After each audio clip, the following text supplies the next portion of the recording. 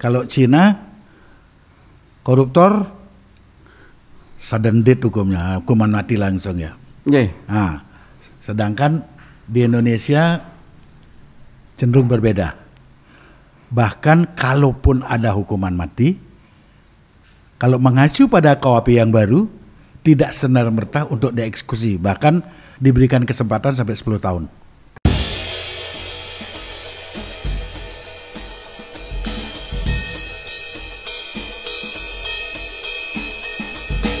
Terima kasih. Back to Case Close pada edisi ke-63 hari ini. Tim redaksi dari Case Close mengundang seorang narasumber, seorang penegak hukum dari Kejaksaan Tinggi Bali.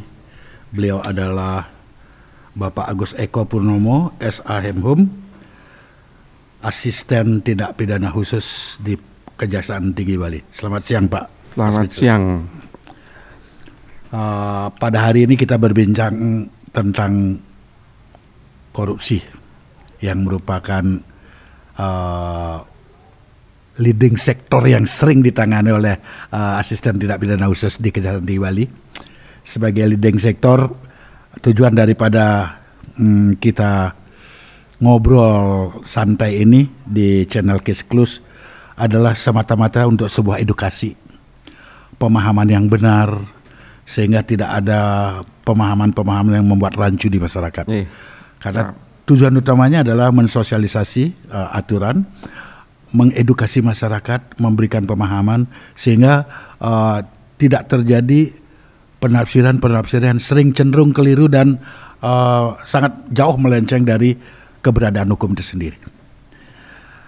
Pak Agus, korupsi ini sangat lazim sekarang ya, sangat sering kita dengar. Kalau dulu dalam Undang-Undang 3 tahun 71 yang pertama tidak sesemarak Undang-Undang korupsi, tindak pidana korupsi seperti sekarang. Sebenarnya agar masyarakat betul-betul paham, pemahaman korupsi itu bagi seorang jaksa atau asisten tindak pidana khusus seperti Pak Agus, seperti apa sih korupsi itu? Biar tidak nanti masyarakat apa digigit yang menurut para yuris itu 372 dikualifikasi korupsi, sehingga ada pemahaman yang sama. Mohon diberikan penjelasan Pak Asmitsus. Terima kasih. Pertama mungkin saya ucapkan terima kasih atas undangan yang disampaikan buat saya khususnya, karena institusi kami. Kebetulan saya sebagai asisten tindak pidana khusus di Bali, ya lumayan lama, udah 2 tahun lebih. Jadi kalau bicara soal korupsi untuk akhir-akhir ini atau setelah era reformasi itu memang gaungnya berbeda. Sangat jauh berbeda aja. Iya, berbeda. Mungkin karena pengaruh teknologi informasi yang berkembang, masyarakat juga banyak berkembang. Lebih melek lah ya. Iya. Kemudian mungkin ragamnya lebih banyak. Ragamnya lebih banyak dan undang-undangnya juga ini sering ada penyempurnaan atau perubahan yang sampai terakhir saat ini. Kalau kita bicara korupsi, kita harus mencari atau asal katanya. Korupsi itu dari kata Latin, bahasa Latin corruption. Corruptio, yang corruptus, corruptio memiliki arti beragam memang, yaitu tindakan merusak atau menghancurkan, keburukan, kebejatan, ketidakjujuran, dan segala macam yang terkait dengan moral, yaitu arti dari korupsi itu. Cuman kan di undang-undang kita sudah dibatasi apa arti korupsi itu, kan sudah ada di dalam aturannya apa-apa juga yang dikategorikan sebagai pidana korupsi. Di tahun undang-undang lama 371 itu agak terbatas. Di undang-undang yang diperbarui, 319 itu baru sudah dirubah lagi. Itu ada beberapa dari KUHP masuk juga. Masuk juga ke dari pidana umum masuk ke pidana khusus. Betul. Jadi ini lebih banyak lagi. Jadi ada beberapa pasal di situ yang dulu cuman 3-4 pasal menjadi, kalau nggak salah itu ada sekitar 17 pasal. Karena pasal 1 sampai pasal 2 sampai pasal 15 ditambah lagi 21, 23. Nah, ini kadang-kadang lupa 21, 23 juga korupsi, menghalang-halangi penyidikan oleh penuntutan, itu masuk korupsi. Masuk korupsi juga. Iya. Nah, terus Pak Aspinsus,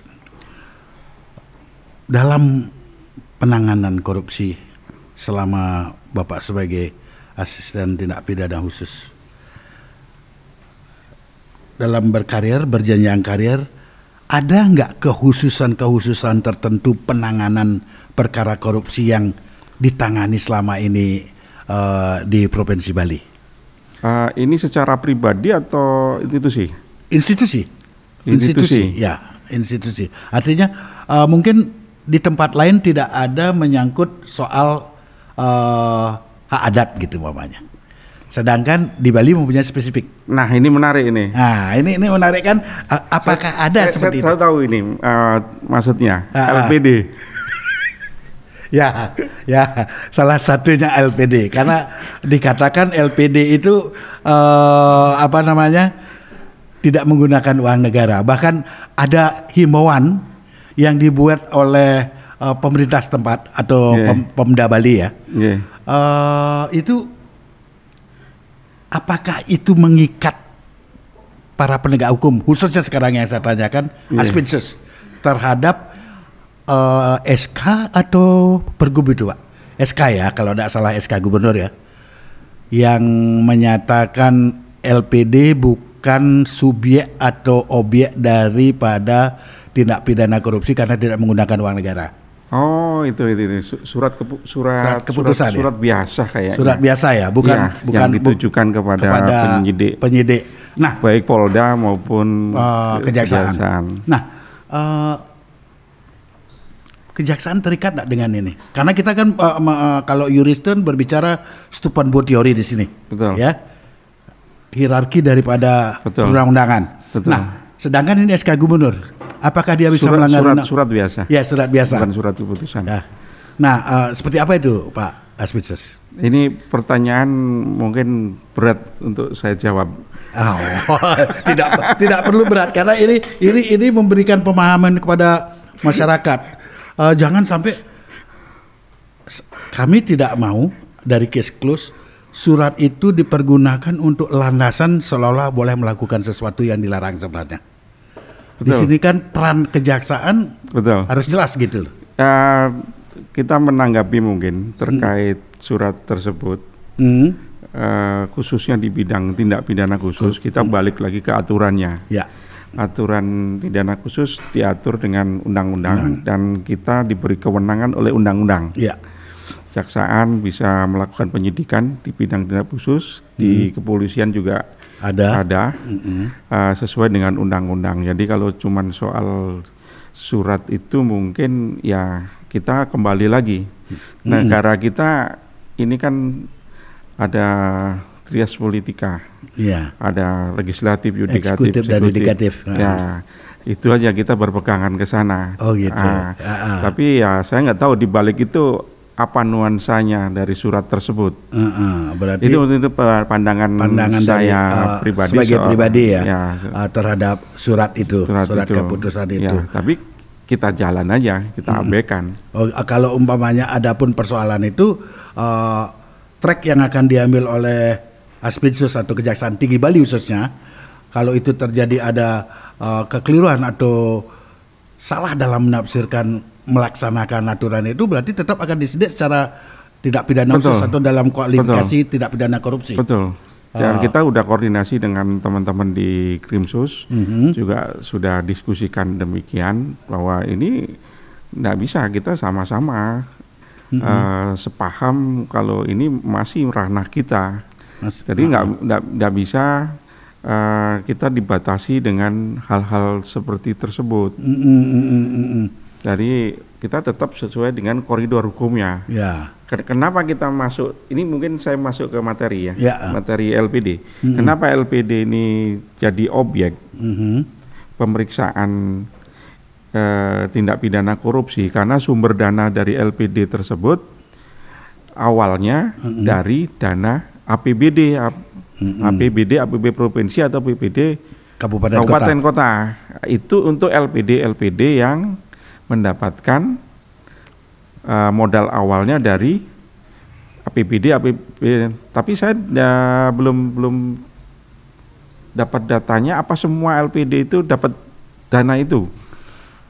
Itu yang ini. Kalau tidak salah dulu ada disebutkan bahwa setiap LPD itu ada penyertaan modal. Nah, kalau penyertaan modal jelas itu masuk dalam kerana itu. Cuman saya pernah baca juga dari pengamat mengatakan itu kan nilainya cuma 5 juta. Jangan salah, itu tahun 80. Tahun 80 harga emas masih berapa? Harga bensin berapa? Nah, kita ngitungnya tidak bisa 5 juta cara itu. Mungkin 5 juta zaman dulu, tahun 80, waktu saya masih sekolah, masih kecil, itu sekarang sudah 500 juta. Nah, itu. Dan itu kan bergulir. Dan uang yang masuk ke LPD, itu uang masyarakat. Ada, saya pernah baca juga putusan dari Mahkamah Agung, uang masyarakat itu masuk ranah korupsi kalau disalahgunakan. Tapi ini jelas-jelas saja bahwa itu dari uang penyertaan modal dari pemerintah daerah dan ceki negara. Berarti penyertaan modal itu boleh dikualifikasikan adalah uang negara. Ya. Begitu kesimpulannya. Betul. Kan? Ya. Oke, berarti sampai saat ini Kejaksaan Tinggi Bali atau Kejaksaan secara keseluruhan berapa menangani kasus LPD? Kalau untuk LPD datanya banyak sih. Kebetulan saya mungkin takut salah. Ya. Cuman untuk yang di Kejati selama ini, tahun ini ada LPD Sangeh yang besar juga kan, berapa puluh miliar, sedang kita tangani, sidangkan. Kemarin juga ada. Dan yang paling besar yang sedang sidang juga Anturan. 160 miliar, coba dibayangkan. 160 miliar. Anturan ini di Singaraja ya? Singaraja, kalau yang Sange di Badung. Nah, kalau seperti hal itu tidak kita tangani, nanti orangnya bagaimana? Pengembaliannya, kerugiannya. Dan kebijakan dari Pak Kajati selama ini, kemarin unggasan juga dari teman-teman di Polda. Barang bukti dan semua tidak kita rampas negara, ceki ke LPD.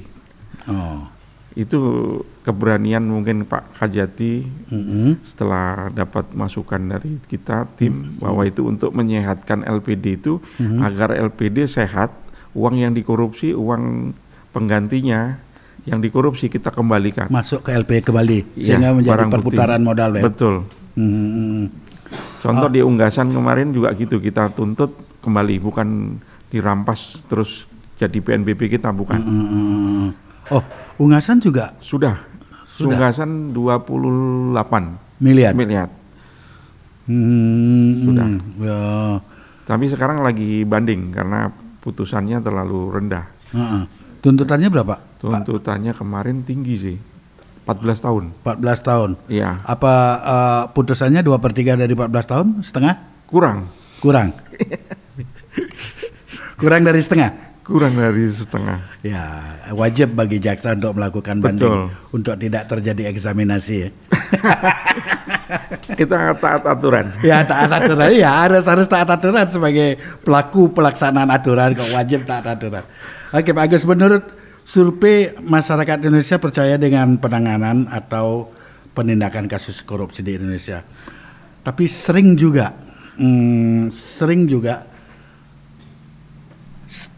dicibir oleh masyarakat tentang penanganan. Nah, bagaimana pendapatnya Pak Agus soal ini? Apa yang harus diperbaiki? Apa yang harus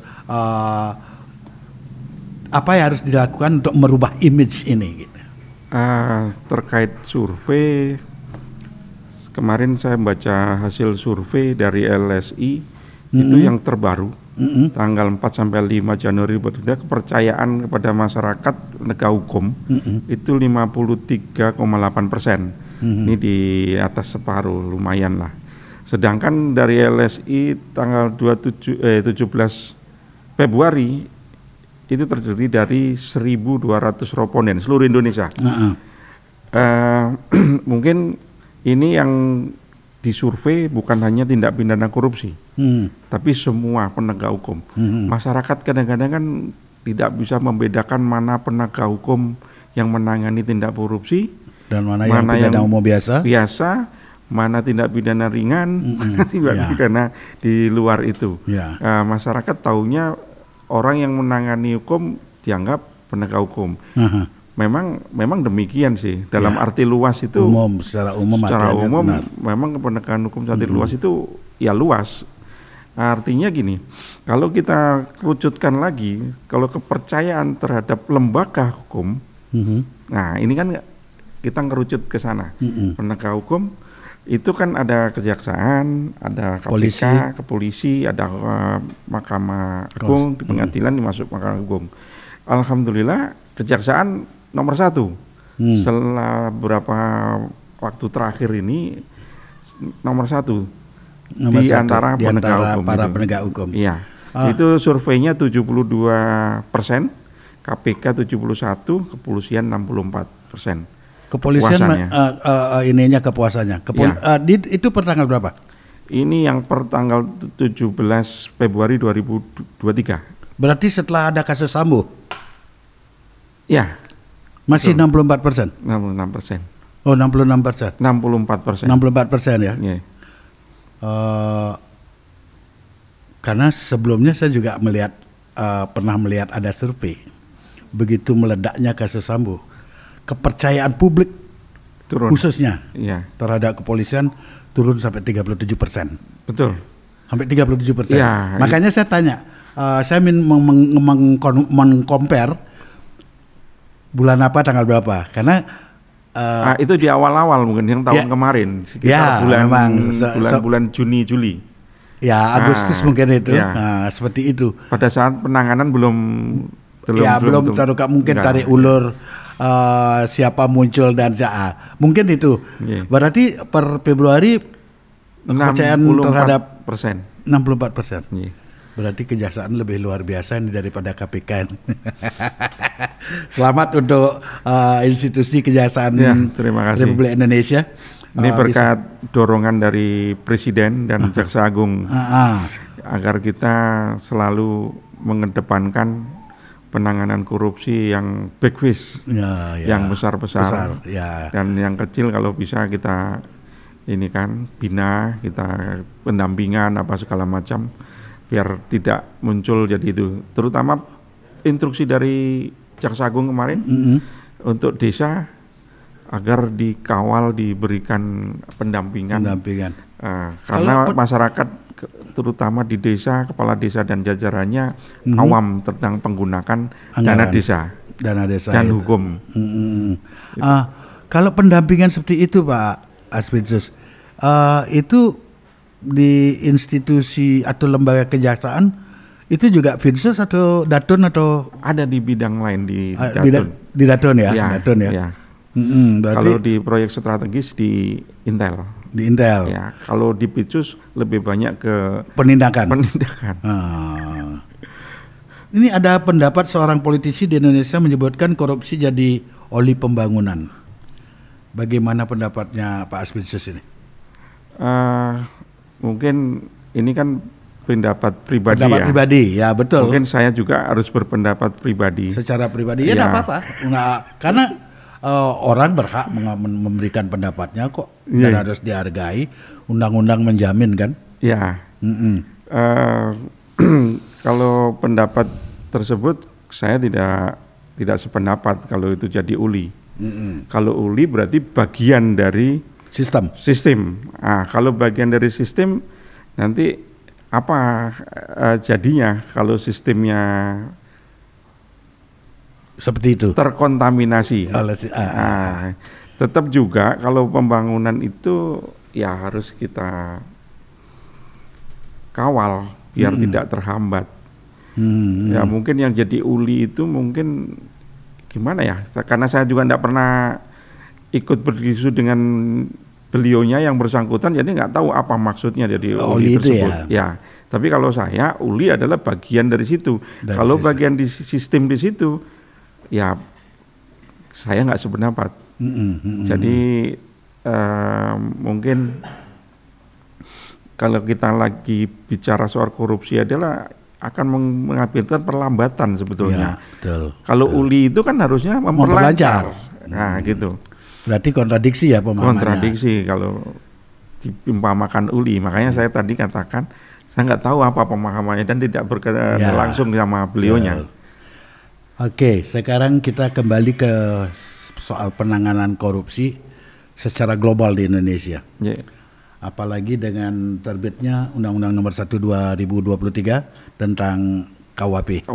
Nah, kita sedikit mengcompare ini, membandingkan kebijakan sebuah negara dalam penanganan korupsi. Contoh Cina dengan Indonesia. Kalau Cina koruptor sudden death hukumnya, hukuman mati langsung ya. Nah, sedangkan di Indonesia cenderung berbeda.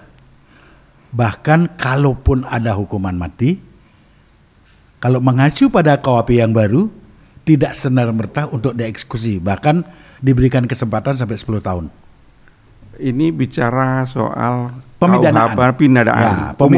Pemidanaan umum ya. Umum berarti. Nah, tidak hanya di khusus. Tidak hanya khusus korupsi. Ya. Tapi kami memakai contoh korupsi karena topik kita memang korupsi sekarang dan kita membandingkan dengan negara Cina. Nah, seperti apa pendapat Aspinsus dalam hal ini tentang pemidanaan ini? Perbandingan pemidanaan antara sistem hukum Indonesia dengan sistem hukum Cina. Kalau kita membandingkan sistem hukum negara satu dengan negara lain, itu kan nggak bisa kita serta-merta, betul, karena ada filosofi yang berbeda. Betul. Ada yang seperti Jawa dengan Bali. Ini kan harus ada yang kearifan lokal yang harus diakomodir.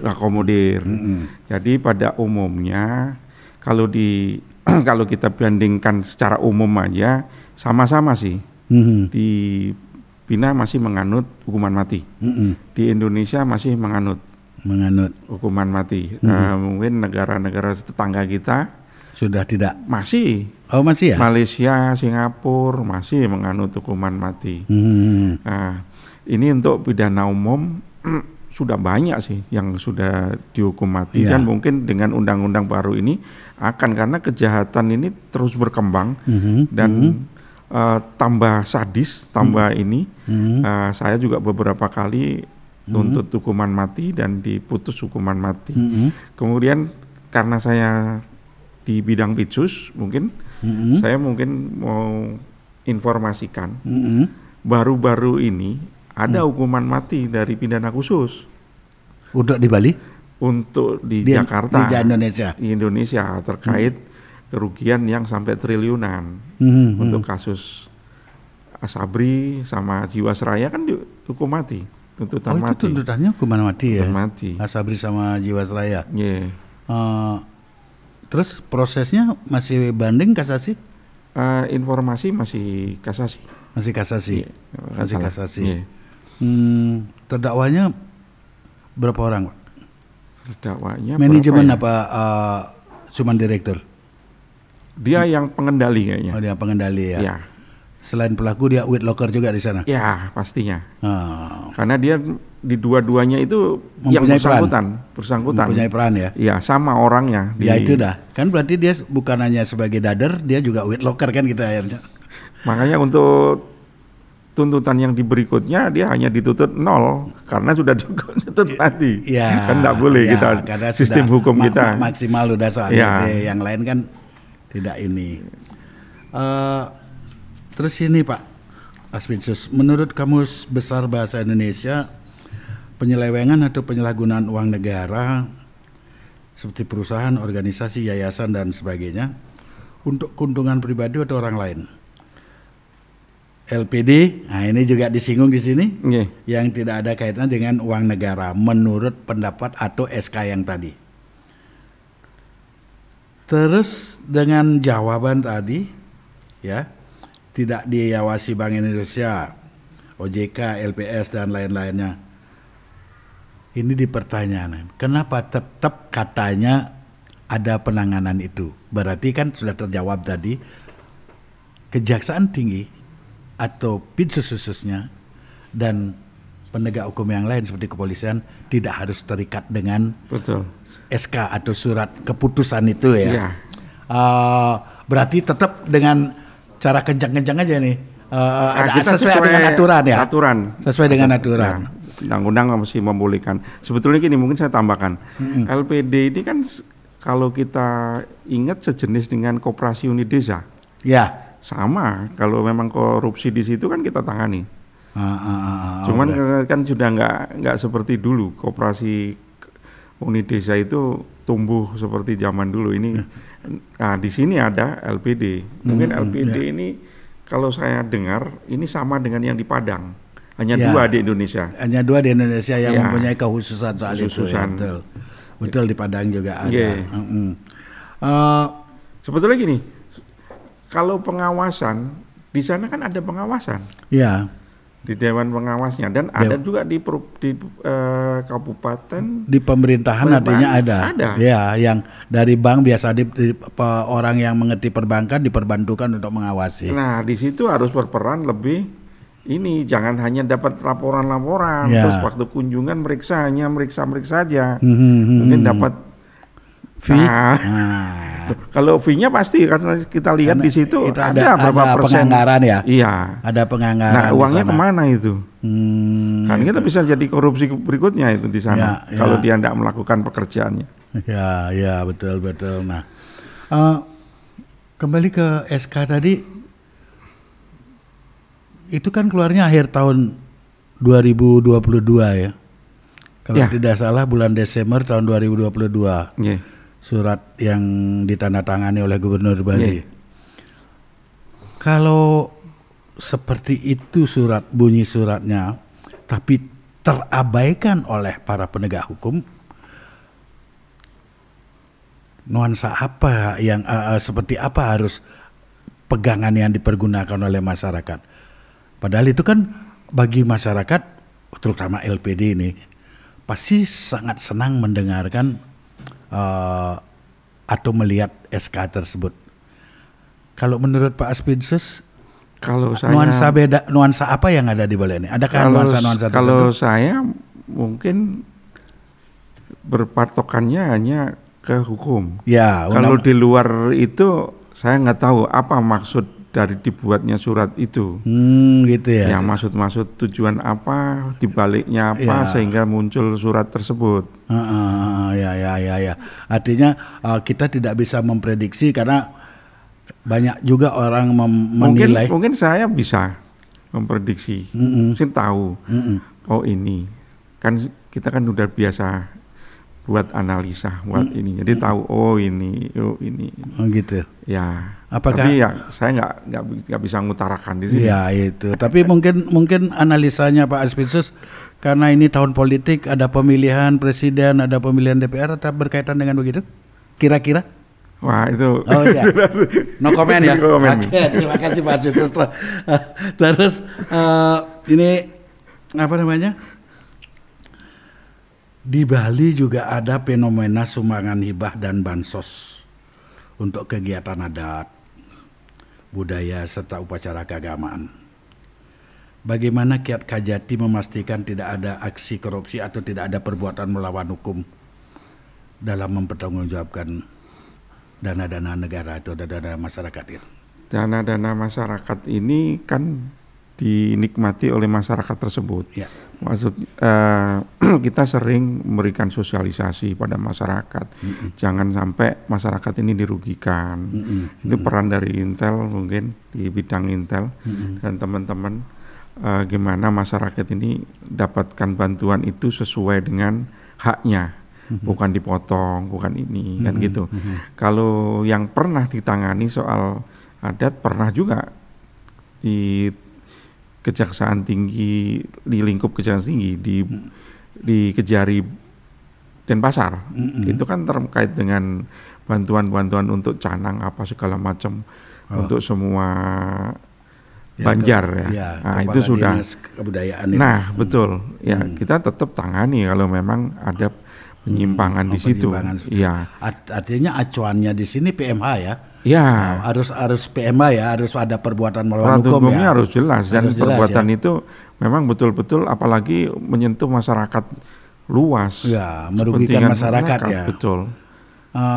Selain yang pernah ditangani seperti Dinas Kebudayaan Denpasar dalam penggunaan bansos baik oleh DPR atau eksekutif di Bali, tidak ada ya, tidak pernah ada. Tidak ada. Mungkin yang ada kemarin waktu COVID, yang masker itu kan bantuan juga, masker gratis di Karangasem. Karangasem apa Bangli ya? Karangasem. Bangli masih proses penyelidikan kayaknya.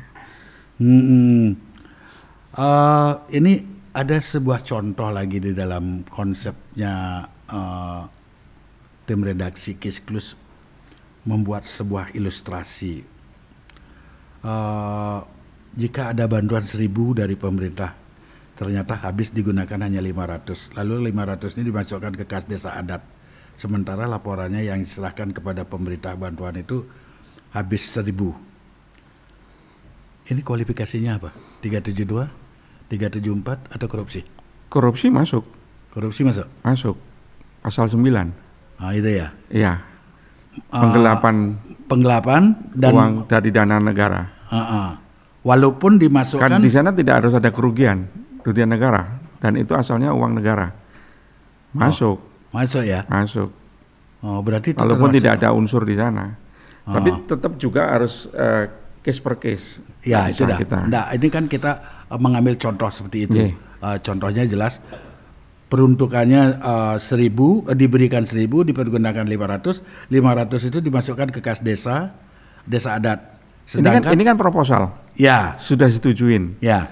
Pertanggungjawabannya berarti kan harus sesuai proposal. Iya, betul. Kalau tidak sesuai, berarti kan ada pemalsuan. Iya, ya. Ada tindak pidana di dalamnya ya. Pemalsuan di tindak korupsi itu di pasal 9. Kan gitu. Oke. Pemerintah provinsi, kabupaten, kota di Indonesia berlomba-lomba mencari predikat wajar tanpa pengecualian atau WTP ini sering kadang-kadang dikatakan oleh media diperjualbelikan, yang merupakan hasil audit BPK atas laporan keuangan pemerintah daerah atau LKPD dan lembaga negara termasuk kementerian. Apakah dengan adanya opini dari BPK maka daerah atau lembaga itu bisa dijamin untuk tidak ada korupsi? Yang seperti terjadi beberapa daerah, WTP semua ternyata masih ada tindak pidananya. Ya, WTP ini kan pertanggungjawabannya kan formil. Ya. Kalau kita kan formil material. Formil material, betul. Ya, kita nangani tindak pidana itu tidak hanya formil, tapi material juga. Ya. Nah, ini kan tergantung dari saksi-saksi. Kalau formilnya kan hanya persurat aja. Kalau saksinya mengatakan, oh enggak Pak, ini Mbak benar. Kalau ini salah, sebaliknya dari yang disurat, kan tindak pidana. Ya, makanya di situ sering sekali ada daerah yang WTP tapi korupsinya ada. Sudah diperiksa juga clear, korupsi juga. Karena kan pertanggungjawabannya mungkin udah pinter ini.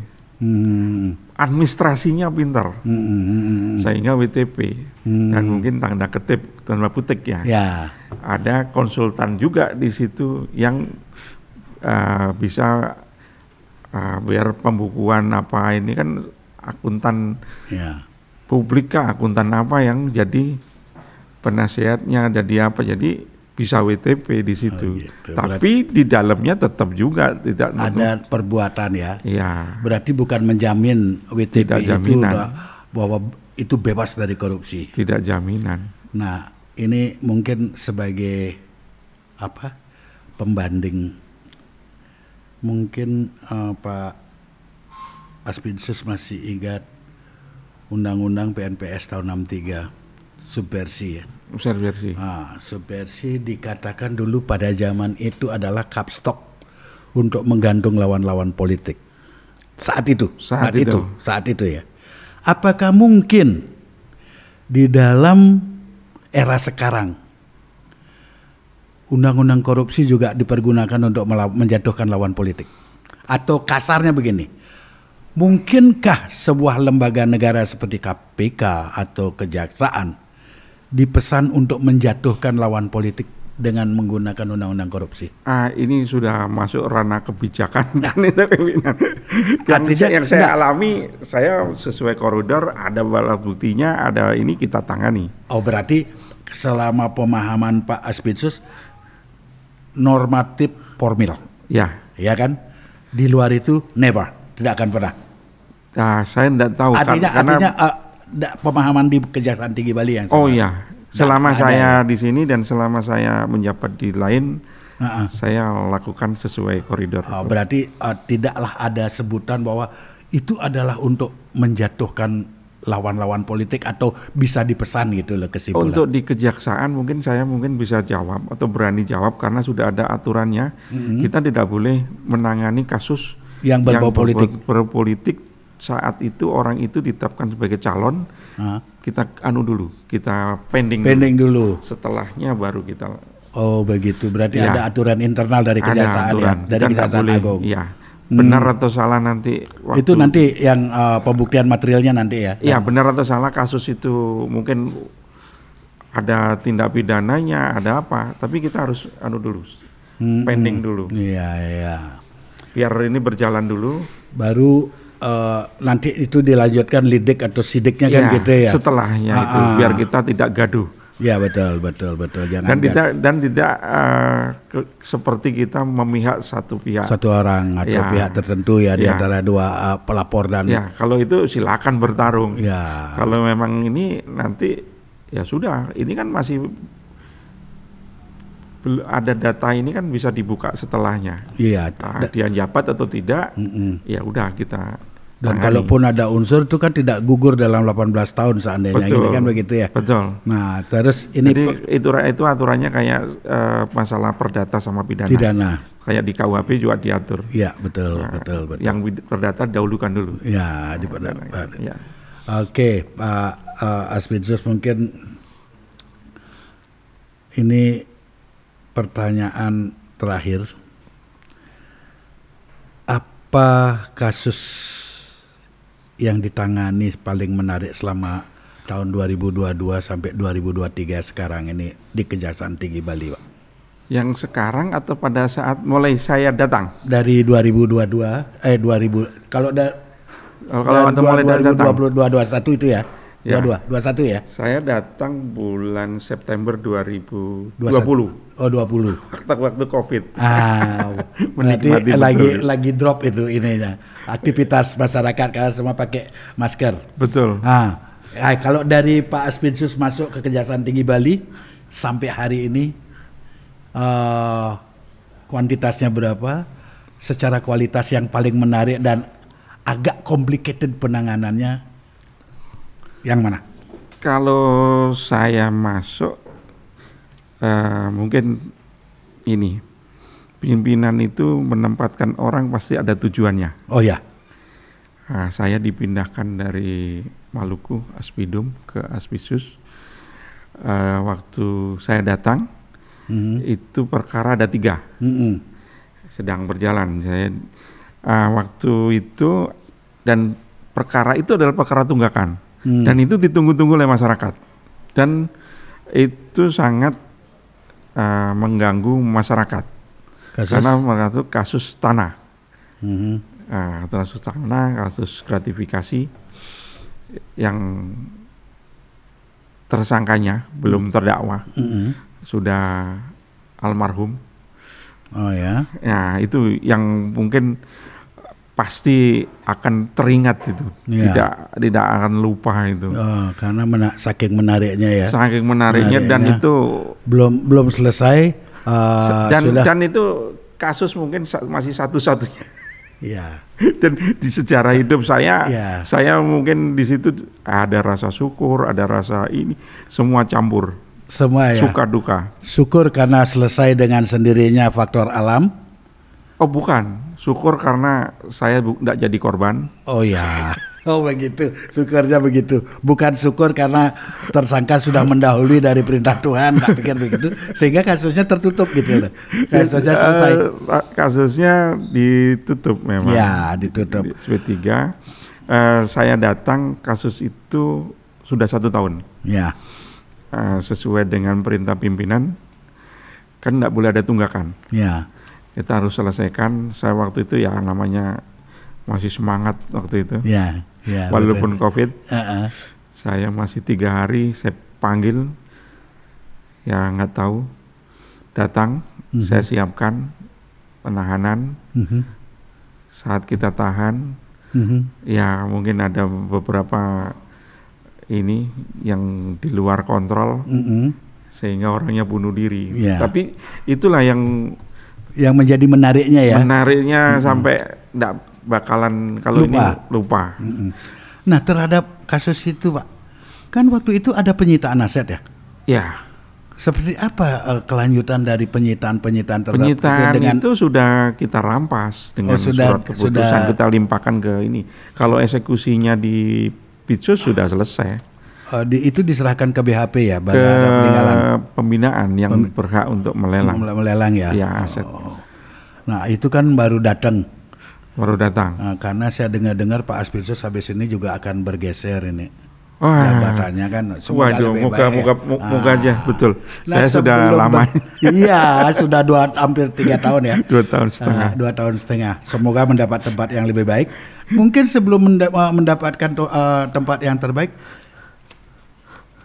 ya mungkin ada yang menarik di akhir masa jabatan ini, perkara korupsi yang ditangani apa Pak? Kalau perkara ini saya sih tetap semangat ya. Di mana-mana saya semangat. Kalau ada orang mengatakan juga memandang saya, kok senang-senang, ya saya berusaha untuk bersyukur, menikmati di mana saya pekerjaan itu ya. Iya, pekerjaan di mana saya ditempatkan. Makanya itu banyak juga ya mungkin teman, ada pimpinan juga, entah itu guyon atau apa. Wah ini senang sekali, happy ya. Ya kalau kita bersyukur kan pasti kita senang. Tidak ada beban. Tapi tetap kerjaan tetap semangat. Tetap harus mengerjakan. Itu. Kalau tahun 2021. Ya 2021 ada penanganan perkara meningkat menjadi 7 kasus, termasuk kasus Dewa Puspaka terkait gratifikasi Singaraja, yang terkait itu juga menarik, dan itu sebetulnya sebelum saya juga penyelidikannya. Akhirnya ya ada dinamika dengan anak-anak juga, sampai saya harus turun. Saya periksa juga orang yang ada di Jawa, saya datangi di Jombang, di Jakarta, saya datangi, saya BAP di situ. Akhirnya saya bisa mengungkap itu yang terkait Bandara Bali Utara. Nah, dari situ berkembang kasus itu, menarik jadinya, terkait air sani dan izin dicelukan bawang. Itu jadi kompleks jadinya. Nah, disitulah kita semangat lagi, walaupun waktu itu masih sudah COVID ya. Iya, COVID, dan pernah terpuruk karena itu, karena kasus yang tidak terselesaikan dengan tuntas. Itu 21. Kalau 22 sama sih. 22 ada kelanjutannya. Si Dewa Puspaka ini kan punya anak. Anaknya juga kita menjadi terdakwa. Sudah masuk ke pengadilan, Pak? Sudah putus semua. Sudah putus ya. Dan kita pasangkan semua, mungkin kejati lain belum ada, kita terapkan TPPU-nya juga di situ.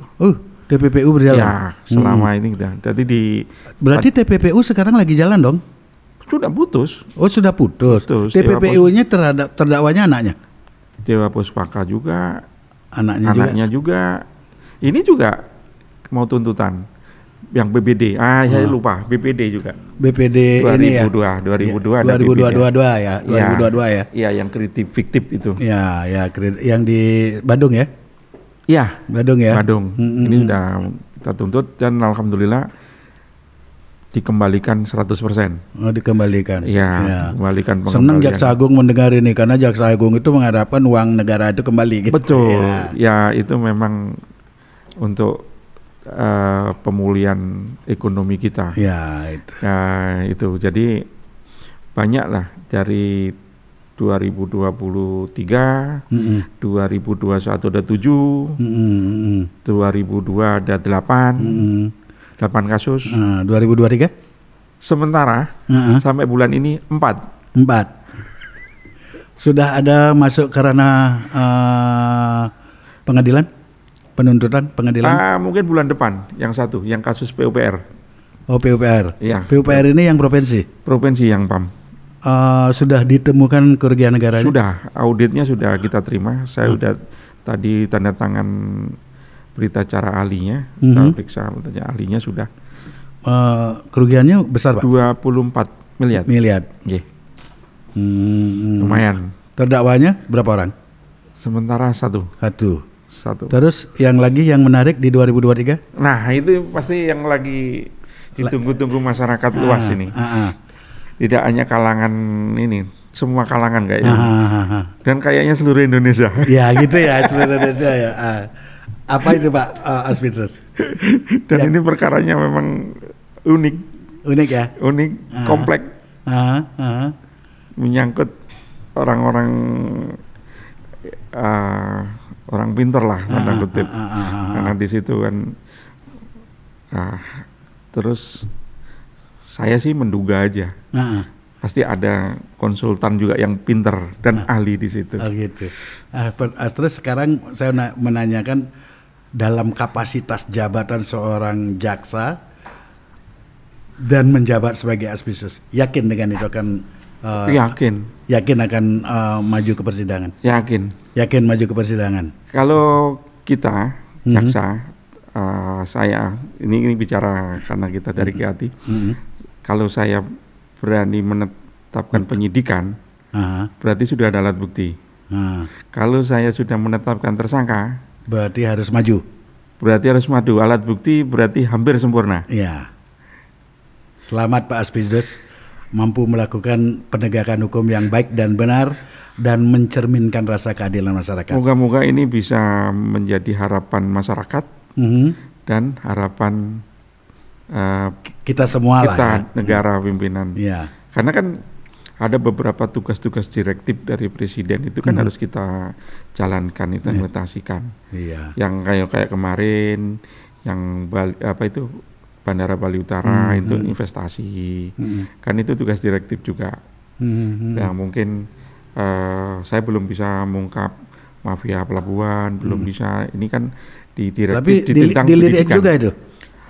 Masih lead ya. Kalau soal direktif untuk pendidikan yang murah, pendidikan yang untuk kalangan semua bisa menikmati pendidikan, ini yang saya lakukan sekarang.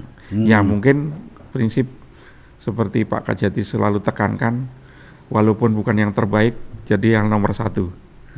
Tapi yang pertama bukan nomor 1, yang pertama mampu menjadi panutan yang lain mungkin ya, itu maksudnya Pak Kajati ya. Ya semoga apa yang dikerjakan berhasil dengan baik Pak Aspinsus ya. Semoga dilancarkan dan tidak menimbulkan riak apapun, semuanya landai. Tunggu dalam minggu depan pasti ada berita besar. Ada berita besar. Itu tentang penetapan atau tentang nanti itu. Nanti ya. Oke. Asik juga ngobrol sama Pak Aspinsus ini. Sebenarnya banyak hal yang menarik yang bisa kita bahas dan kita publish ke publik untuk pemahaman dan edukasi Tapi karena waktu yang harus membatasi pertemuan kita atau bincang-bincang kita, semoga di kesempatan yang lain Pak Aspicius belum pindah dari Bali untuk menjadi kajari yang paling bagus di Jawa umpamanya, bisa kita undang sekali lagi biar bisa terjadi komunikasi lanjut terhadap case close. Amin. Terima kasih Pak Aspicius atas waktunya. Semoga apa yang kita bahas hari ini bermanfaat bagi publik, khususnya masyarakat, tentang pemahaman korupsi. Saya tutup dengan Pramana Santi. Om Santi Santi Santi Om. Santi.